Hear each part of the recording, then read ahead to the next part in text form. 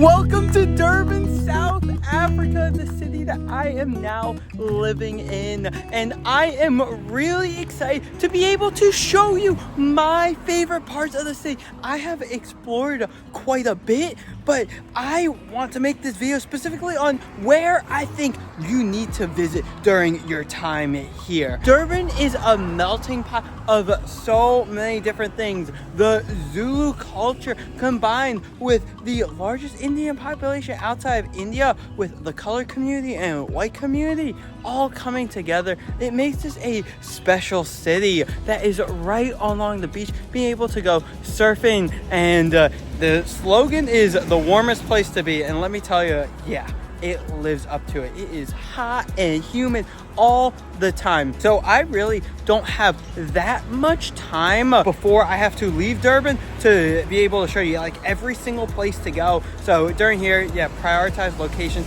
So I'm gonna show you. So make sure you stay tuned for that. Durban is in KwaZulu-Natal, which literally means land of the Zulus. I have been learning the isiZulu language because if I'm living here, it's the least I could do to be able to try to communicate, even though everyone here speaks English.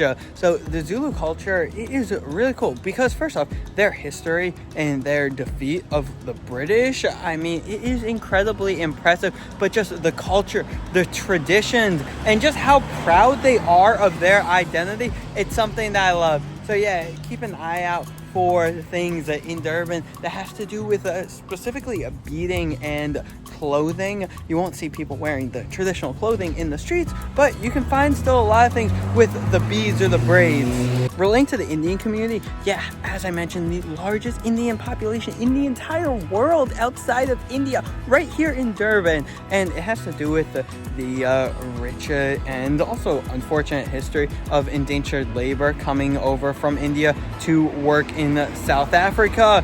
And fun fact, Gandhi, he lived in Durban for a long time. What was it? It had to have been nearly a decade. I'm actually living here now as a student. I am studying international relations in the global south. That's not what I'm studying at my university. I'm a student of sociology. However, that is what my program here is based off of. However, though, I am doing research, sociological research on the very controversial Land Expropriation Act and how it impacts identity. So there is a documentary that is out on my channel. Yeah, so make sure that you are subscribed for that and that you are watching that because you're gonna want to see it. Okay, so we are now on Florida Road, and this is my favorite strip of just non-stop restaurants. Everything here is so high-end. There's some apartments that you can go and rent and live right on the street, but it feels so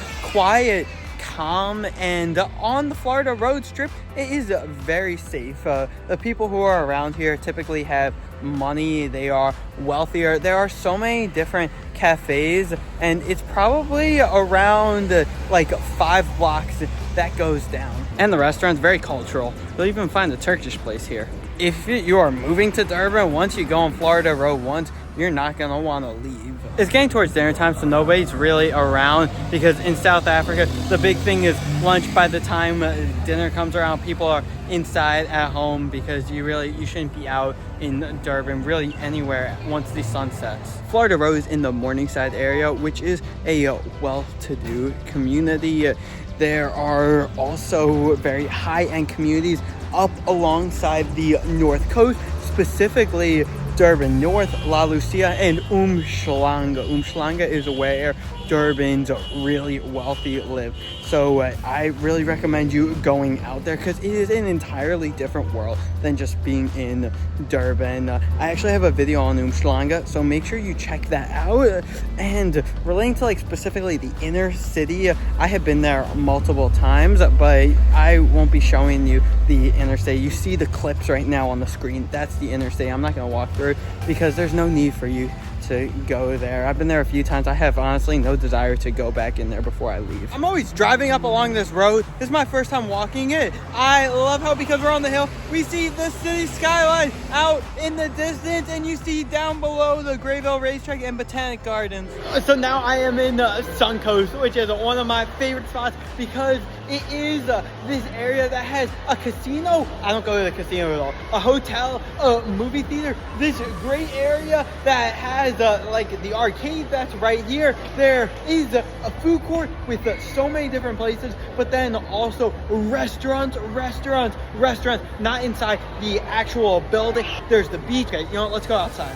Now we are outside Suncoast, the hotel. Right here, all this, that's the hotel. But my favorite part is this nice grass area that you can come sit, relax, enjoy the scenery. It is so much quieter than any of the other spots that are alongside the beach in Durban. See the Indian Ocean right behind me. So you see the crashing waves, but my favorite spot from right here is that you see the Durban South Beach skyline in the distance over here. And here's the hotel. It is a great hotel and rates only between $100 to $150. I mean, wow. Here you will find so many monkeys. See, they're going into the trash right now. Hello, baby monkeys that are eating from the trash. I've seen during all my times here, sometimes I see up to 15 monkeys at once. Hello. Hello, Mr. Monkey. I am in the Botanic Gardens right now. One of my favorite spots in all of Durban to just come and sit on a bench, relax. Just the fact that there are some ponds around here, it is so quiet and peaceful. Yeah, it's really close to being like in the actual legitimate city center right outside, and you see everything that is all around. This is the largest Botanic Gardens on the African continent. They actually have a lot of summer festivals and even concerts in here. There are over 1,000, yes, 1,000 different species of plant life, not just from South Africa, but from all over the world, from Indonesia, Norway, Chile, Nigeria, and so forth. So yeah, like seriously, you gotta come and walk around here. I have no idea where it is. It was shown to me the first time I was here, but there is this one specific species of tree that there is only one left in the entire world and is here. And because it's so rare, that there is a security guard who's guarding it the entire time. If you know the answer, please comment it down below. I forgot where, or else I would run over there to show you the video of it. Okay, so right over there, you see that white structure? That is Moses Mabhida Stadium. It was built specifically for the 2010 World Cup. Zulu FC plays there. I got a tour, visited inside of it. Unfortunately, I didn't get to see an Zulu game because construction is going. Kings Park Stadium, where the Durban Sharks rugby team plays. I went there, my first ever rugby game. And here you have all of the trains, public transportation. The train system here absolutely collapsed post-COVID, so you can't really take the passenger trains here really anywhere. There's some freight rail, but there's the luxury Rovos rail. I don't know where it is right now, but that's this little section. Okay, I'm gonna turn around. City skyline. Here is North Beach, one of the main beach spots in Durban. The other main one is South Beach, which you see over there with the buildings all over there. I don't actually enjoy South Beach that much. That's where a lot of the hotels are, but the luxury hotels, I don't think you can see it in the distance, is Umhlanga. As I mentioned, that is where Durban's ultra wealthy live. But here, the beach, a lot of people go surfing. Great surfing waters, but watch out for the jellyfish. They can get you, but don't worry about sharks. There are shark nets. The beach is really, really dirty right now. I promise, it's not usually like this. I don't know what's up right now. Okay, this is crazy. Why is the Queen and Cunard ship in the Durban port right now? There are two spots that I want to show you that I recorded but didn't actually vlog when I was there. So the first one is Shongweni Market. Go here on a Saturday, particularly a Saturday morning. It has such high-end things. It's such a fun atmosphere. It is this market that people go, you can grab grab stuff to eat from the different stands, go shopping for clothes, other merchandise. They have live music, and there is an overlook that you see the nice scenery and a waterfall coming down. So yeah, you gotta check it out. Then the other one is Warwick Markets. This is where all the informal traders are in Durban. It is that typical, like, very bustling African market that you would expect.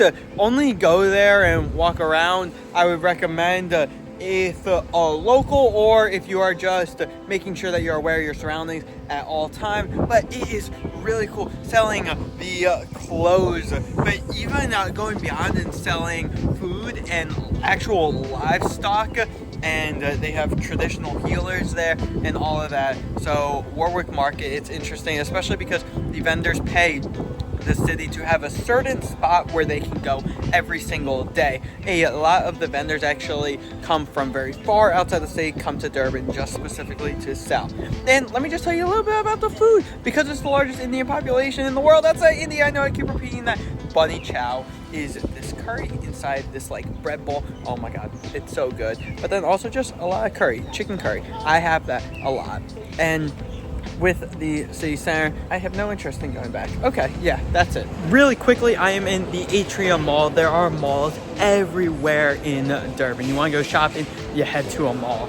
This is more so for my own memories. This is my view from where I get picked up every single day from my homestay in Bonella. I'm living in Newlands East right now, and this is a predominantly colored neighborhood. So that's been interesting because it's been a totally different experience. I've never lived or really been around African colored people before. It's very interesting with colored people because all that means is mixed race. In America, you hear colored and that's a derogatory term, but no, that's just a race group here. And it has blends from so many different cultures, from white culture, black culture, Indian culture, and just everything. So every colored family has their own story. It is completely different, but just the melting pot that it is because of everything. I've loved everything about being here. Final thoughts from Durban. I am really glad I came here to study.